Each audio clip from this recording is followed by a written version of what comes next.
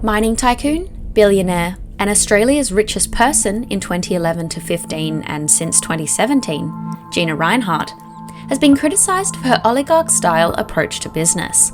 So much so that the Australian Council of Trade Unions have suggested Rinehart tried to buy influence in her dealings with the political elite. Spotted dining with One Nation's Pauline Hanson in Thailand earlier this year, her relationship with opposition leader Peter Dutton and US President Donald Trump has also raised eyebrows. Currently worth approximately $46.6 billion. Who is the woman behind the money? And how much influence does she carry as the 56th richest person in the world? Gina Rinehart was born in Perth in 1954 and raised in the Pilbara region, a remote area of northwest Australia, where she lived on a sheep and cattle property before attending St Hilda's Anglican School for Girls in Perth. The daughter of iron ore explorer Lang Hancock, Rinehart rebuilt her father's company, Hancock Prospecting, becoming executive chairwoman in 1992, and has since won titles such as Australian Financial Review's Business Person of the Year. The largest independent contributor to the Olympic effort, Rinehart was also awarded the Order of Australia in 2023 for distinguished service to the mining sector, to the community through philanthropic initiatives, and to sport as a patron. However, Rinehart is by no means universally loved, nor is she a stranger to controversy.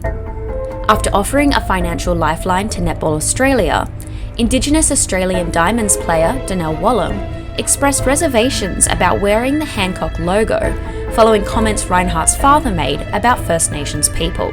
Refusing to apologise and embrace national sentiment, Rinehart ended up pulling the $14 million sponsorship deal and accused Netball Australia of virtue signalling. Beyond this, however, is the questionable purpose of her philanthropy, which may be boosting a social and political standing. Rinehart is the second largest donor to the coalition, channeling $500,000 in political donations. And her sway is apparent. The Liberal Party has committed to several anti-Labor moves, including workplace loopholes that allow the cutting of wages and conditions.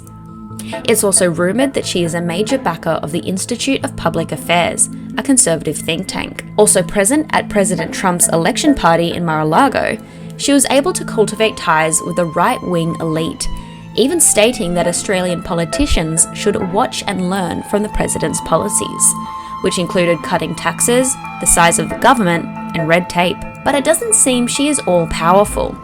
After seeing her unflattering portrait as part of a collection by Indigenous artist Vincent Namatjira, her requests to have the painting removed were denied by the National Gallery of Australia, despite being backed by several Olympic swimmers who have been financially supported by Rinehart, a request which, if granted, would have set a very dangerous precedent. So while Rinehart's philanthropic efforts are crude but effective, and often afford her political and cultural sway not afforded to the less wealthy, there does seem to be some limits to her power and her likability.